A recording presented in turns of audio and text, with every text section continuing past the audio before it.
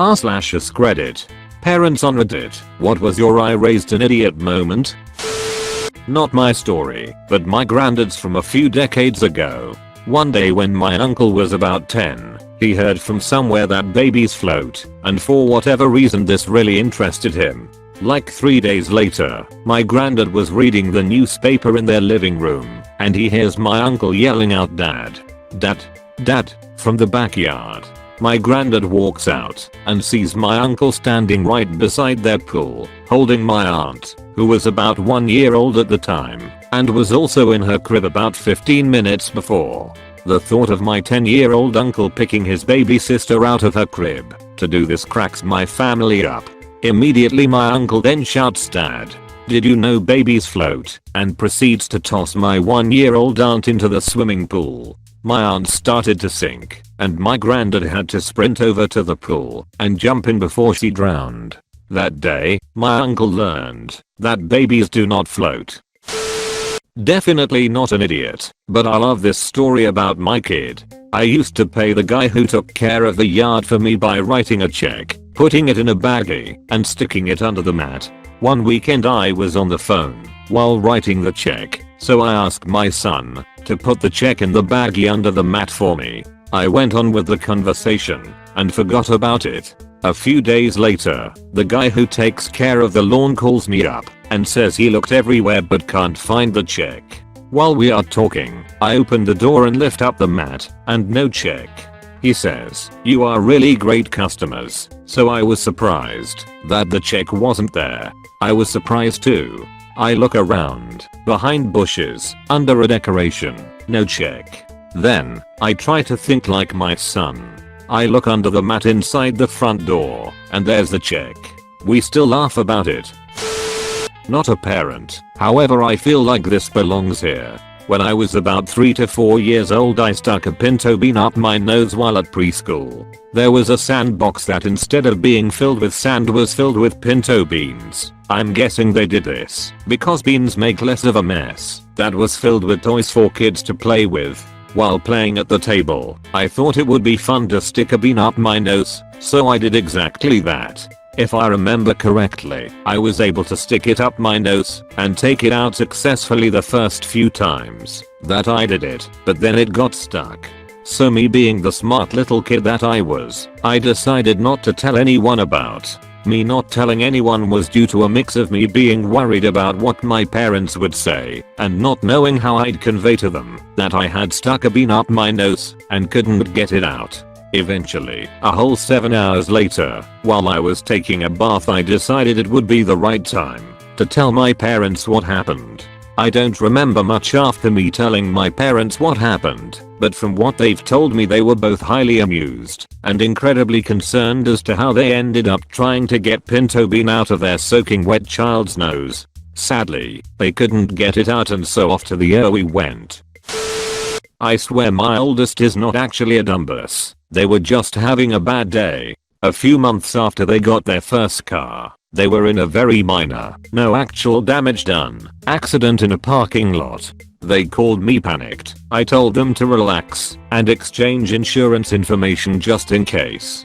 10 minutes later I get another panicked call because now their car won't start. I calm them down, tell them to call roadside assistance, and I'll come meet them at the parking lot. I get there just after the tow truck arrives. My oldest is nearly in tears over their car. I give them a hug and reassure them that it's probably something minor.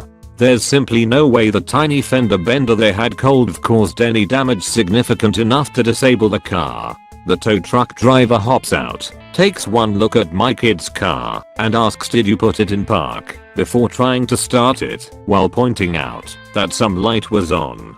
My kid goes back to their car, and sure enough, in their panic over the earlier fender bender realized they had turned off the car without putting it park. Thank goodness it was on a level surface. They hop in, throw it in park, and their car starts right up.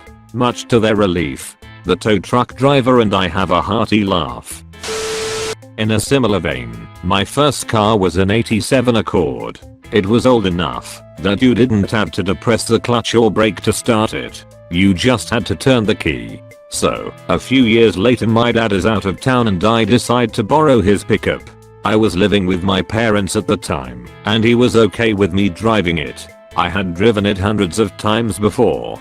So I drive it to work, and when I go to leave, it won't start. I'm panicking, trying to figure out what's wrong, and not sure what to do. My dad is usually my first call with car trouble, since he's a mechanic, but he's out of town. Thankfully, one of my coworkers sees me struggling, and walks over to tell me to push in the clutch.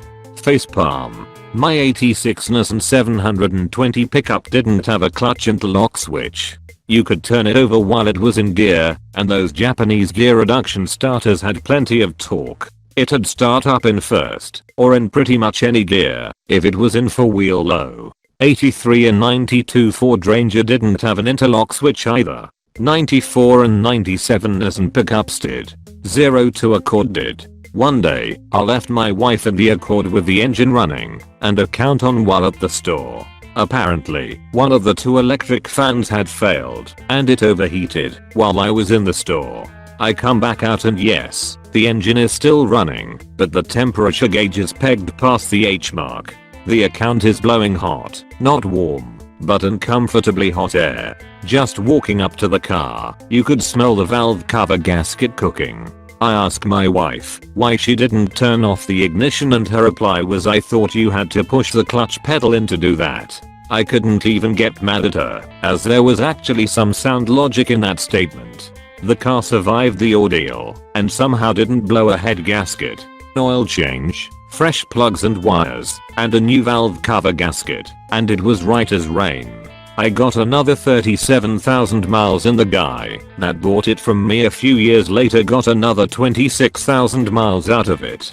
Interestingly enough, he scrapped it because the clutch was acting up, which from his more detailed description sounded like the master cylinder needed to be replaced. Wish I could have bought it back from him, but unfortunately, not in the budget. He scrapped it at 242,000 miles. TL. Doctor. We've had many manual equipped vehicles with no clutch interlock switch. We've had many that did. Wife doesn't turn the ignition off on my overheating car because she thought the clutch had to be pushed in, since it has to be pushed in to start the car. I'm a parent, but my children are brilliant angels who can do no wrong/s. This is my mother's favorite story about me. When I was about 2, I climbed up on my sister's crib, jumped off and said, "Look mommy, I'm swimming." Of course I started bawling as I hit the floor. A neighbor came over, thin walls, hearing screaming, asks what's wrong, what happened, etc. I stop crying and tell her no, I show you, and proceeded to swim again. Edit. Thank you for both the silver and gold award. I was not expecting this to blow up like it did. Here's another one for you. When I was about 5 or 6, I didn't know the difference between on purpose and on accident. My grandma was questioning me if I had hit this other little girl, and if it was just an accident or on purpose. Me, with my smart thinking, said on purpose, thinking it meant better than on accident. I got my butt whooped and put in the corner. I learned that day. PS. I did hit the girl on purpose. I just wanted to get away with it. Edit 2. Well, since you all like those stories, I've got a few more. First story. I was in the 4th grade, so around 9 years old. A bunch of punks were bullying me for being short. I stand now 4 feet 9 inches. With full confidence I told them, "Say what you want to me." My dad says I'm a wanabe, not understanding what that meant. That was actually a good day, ha. Story 2. When I was about 7 or so, they had just finished building a new Dollar Tree. You know, the store where everything is $1. Well, I thought that meant anything was just $1. I really wanted a laptop and wouldn't shut up about buying one at the dollar store. Yeah. 3-year-old is preparing for his bath. His underwear looks strange, but I'm distracted. His brother. Kid takes off one pair of underwear, then a second pair, then a third. I ask why he is wearing 3 pairs of underwear. Kid looks at me like I'm an idiot. Mom told me to put on a clean pair every day. That non-autistic kid grew up to place the highest in math in our large Midwestern city. But even in his 20s you have to make sure you give clear instructions as he will follow rules to the letter. Edit. Or grade my best comment and I'll probably delete it. I would never want my kid to see it and believe I really think he is an idiot. Edit 2. My wife works in education and specializes in autism, not autistic. I'm sure we could have found someone to make a spectrum diagnosis, but we, especially my wife, saw no advantage in doing so. She is as wary of the educational industrial complex almost as much as Eisenhower was of the military industry. And for crying loud, our 3-year-old doesn't need a bath every day. Are you people serious? Anything more frequent than a week was unheard of until 50 years ago, and beyond the first world this is still the case. Feel free to do with yours what you wish. Now teenagers could use 2 baths per day. Teenagers smell. Edit. Not induction but electric with Sarah Meglis. Not a parent, but I think my mom would agree me posting this. My mom had just gotten the new kitchen and my brother can't cook for shit. A fried egg was challenging for him and about the maximum he could do. So in my mom's new kitchen she had an induction stove. You know, the one that doesn't have gas, so no flame. Well, this moronic baboon of a man-child, he was 24 at the time and still living at home, thought it was about damn time he would make his own damn egg. I was visiting my mom at the time and I see him much about in the kitchen, and after a while I hear a lot of noise and see a lot of smoke, so I go check on what he's doing. This genius thought an induction stove was like those things they have in restaurants, I don't know the name, where you don't need pans and can just fry stuff on. He had applied some butter right onto the induction stove, right onto the glowing hot red soils, and cracked 2 eggs on top of that. He thought he was handling it pretty well. I'm an uncle, so maybe that counts. My little nephew, I love the little shit to bits, is probably one of the most spaced out kids I know. So much so, he was already tested for autism, but it came back negative. He's just fascinated by very different stuff than normal kids. So spaced out boy sneaked off and decided to climb into our enclosure because he saw pretty flowers at the other end of it. We were in the middle of enjoying a nice summer day on the mountain tops of the Alps when we heard cows go wild. Immediately everybody's head turns to look for my nephew.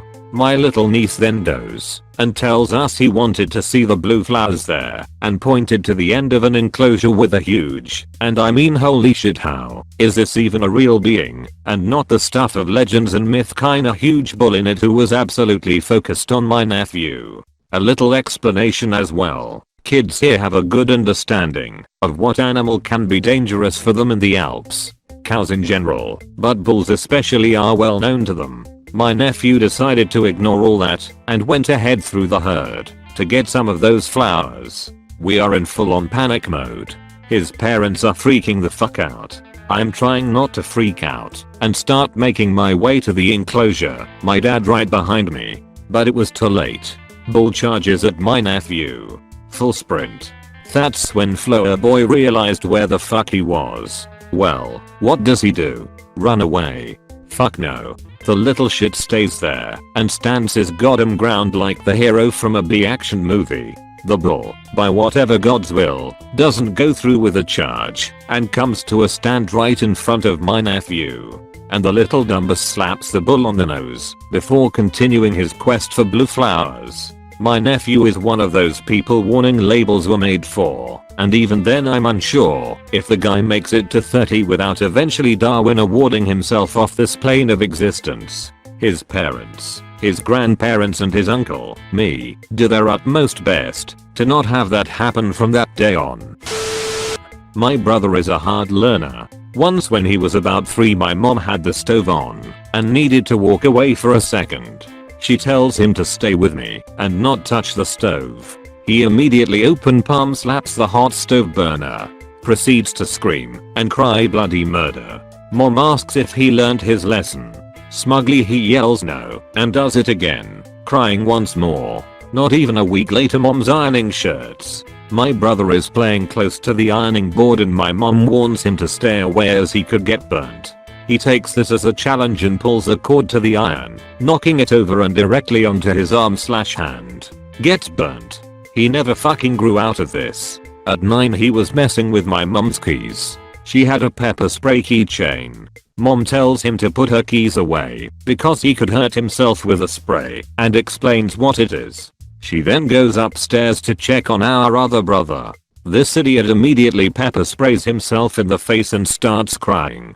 This would occur several more times. He's a teenager now and still does this kind of stuff. It's been a weekly occurrence since he was born. Not a parent, but I had stories about my ex-boyfriend that made me want to call his parents to see if they dropped him on his head as a child. We were driving out of the Walmart parking lot in the middle of the city and there was one of those small simple cross memorials beside the parking lot marking where someone died from a car accident. He looked over at it and said, "Damn, that's a real shit place to be buried." No honey, there aren't generally random one-off graves beside parking lots. We would get a box of local produce delivered to our house weekly, and one time there was a cabbage in the box. I told my boyfriend that when I got home I was going to slice it up and make a stir fry with it. I come home from work and the kitchen and living room are covered with wet cabbage leaves laid out individually on towels. Every surface covered with cabbage leaves and my boyfriend walking around drying them with my hairdryer. He took apart the entire cabbage to wash every leaf separately. He didn't know that when slicing a cabbage, you can just throw the shreds in a colander and wash them. Nor did he think to Google it. He was in his early 30s at the time and had a PhD from a top university. Smart, but not very bright.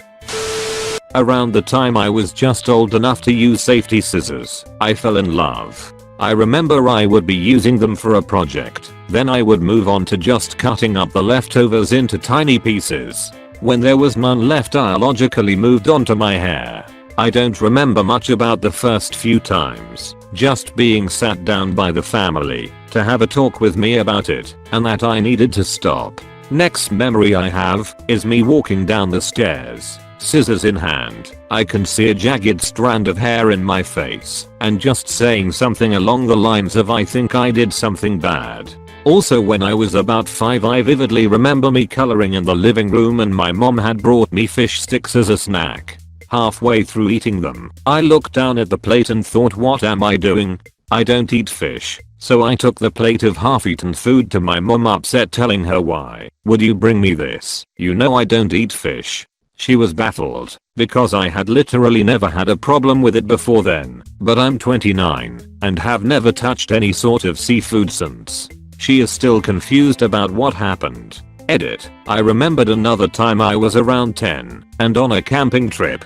I watched a bee land on the top of a chair and walk to the underside, so it was out of sight. I thought to myself, good thing I saw that. Now I know not to put my hand on the chair. I then immediately proceeded to put my hand right on top of the bee and was stung. All my family heard was me screaming, "Why did I do that?" It was a me moment for this one. I was like 5 or 6. My dad grew up in middle America, so he has an ingrained Midwestern accent that comes out especially for a few words and phrases. I don't remember the context, but he was explaining why seawater was undrinkable and that we get fresh drinking water from other sources. I asked what other sources there are, and he mentioned artesian wells. Obviously he meant artesian wells, but that accent really kicks in for the word well. I didn't realize that at the time, so I thought he literally meant whales, and I was dumbstruck at the thought. I even had to confirm, and was like, really, artesian wells? How does that work? He was like, you just draw the water out of them. That's actually where a lot of drinking water comes from. And it's fresh water, not salt water. Yup, it's pristine fresh water. So I went on believing that there was a certain breed of whale that produced fresh drinking water in their bodies and would shoot fresh filtered water out their blowhole, and that there were these seaside facilities that would hold tons of these whales in massive aquariums and somehow harvest the drinking water they produce. It wasn't until I was about 11 or 12 that I mentioned it back to my parents on how that would actually work that I realized what he meant. My kid's not an idiot, but my parents are. When my siblings and I were younger, I have 3 younger siblings. One of us must have been going through a unit in school about endangered animals. Snowy owls were part of the unit, and whoever was learning about this topic in school must have talked about it a lot at home, because we all were obsessed with owls. It was Christmas time, and we told our parents for Christmas we wanted a snowy owl as a pet. We made up all this stuff about them, telling our parents that they could be domesticated, trained to go outside and come back home, go to the bathroom, etc., and basically they were outdoor cats with wings. Well, my parents went walking into PetSmart that weekend, determined to make their kid's Christmas wish come true, and declared to the 17-year-old kid working there, "We're interested in purchasing a snowy owl for our kids." The kid started laughing, and my parents didn't understand why he was so amused. They told the kid all the things we told them a snowy owl could do. The kid said, "I hate to break it to you, but I think snowy owls are an endangered species and your kids are pulling your leg."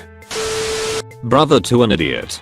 Her husband had an accident that injured his hand pretty badly, needed surgery, physical therapy, all that good stuff which comes with touching the fan on the front of his truck's engine while it's running, because it wasn't on straight, so he figured he could push it back into position. Anyways, he's gonna be out of work for a few months, has no insurance, and she isn't sure what they are gonna do to pay their bills with just her paycheck, not to mention they already have a kid and those doctor bills are gonna be coming in soon. Come to find out, he did have insurance through his job and everything was taken care of, plus he had a bunch of sick time saved up, so he was paid during his recovery. Right after all this, she comes over and announces she's finally pregnant again, and they had been trying for a while now. She couldn't figure out why no one was super stoked to hear that the couple that just thought they were financially ruined due to an accident have been, for some time now, trying to have a second kid. Neither of them are that bright. I'm late to the party, but my oldest is the idiot. Heart of gold. A math whiz. But, truly an idiot. Evidence, telling his sister not to breed rabbits, because if we get some, he knows I will make them eat rabbit eggs. Making inventions for single mothers who do not have kids. Drawing a huge penis in water on his school sidewalk. Being caught in the act, water bottle in hand, and claiming it wasn't him. When he was smaller, he also jammed up my tub drain with cookies because he was worried he wouldn't have a snack at bath time. Convinced his little brother to be a human sled to ride down a huge metal slide, and dug up a dead bird we had buried to check and see if it was still dead. Talking to him is like talking to a rock. I love him, but man, IDK. Edit to at, I had a home inspection about allowing a foster kid to come here, interviews with the kids, and he says I have knives in my footlocker. My mom is really cool and lets me collect them as long as I don't throw them in the wall anymore. She made me a spot outside. Reaction to my horrified face. What? You told me to be myself. We have a crawl space. You could probably put bodies in there. John Wayne Gacy did. And after the speech about my new boyfriend and how he is really conservative and maybe watch the table talk for the first meeting, we are at the dinner table and he suddenly remembers that in sex ed that day he had a question but was too embarrassed to ask. So can you hurt yourself if you masturbate too many times in a row? My poor parents, who have amazingly survived to the ages of 78 and 83, despite having been subject to decades of buffoonery on behalf of their 5 boys and 1 girl. Certainly, they have countless examples of the times they were convinced that their offspring could only hope to be functioning morons. Having no kids, I'll provide a story that I think my parents would have chose for me. I was the youngest, the only girl, about 6, and there was a day my brothers were playing home run derby, but were excluding me to avoid the annoyance of my inclusion. Often my parents would make them let me join in, but others they would tell me to get over it and let them play. This was one of the latter occasions. So I stood in the outfield, defiantly, when my brother, Teddy, cracked a pop fly. As I stood there, watching the ball come towards me, my brother started to yell at me to move. Being stubborn, prideful even, as if I could will away the physics at play, I yelled no. It won't hit me, and in the next moment I recall going cross-eyed as I watched the ball narrow in on my forehead. That was the first time I saw stars. I collapsed in a fantastically dramatic heap, and in bid for pity, yelled what would be repeated back to me for decades, "I'm brain damaged." As my brother Grant pulled me to my feet he said, "But you were before the ball hit you." I'll never forget the look on my dad's face. We came to call it pain face over the years.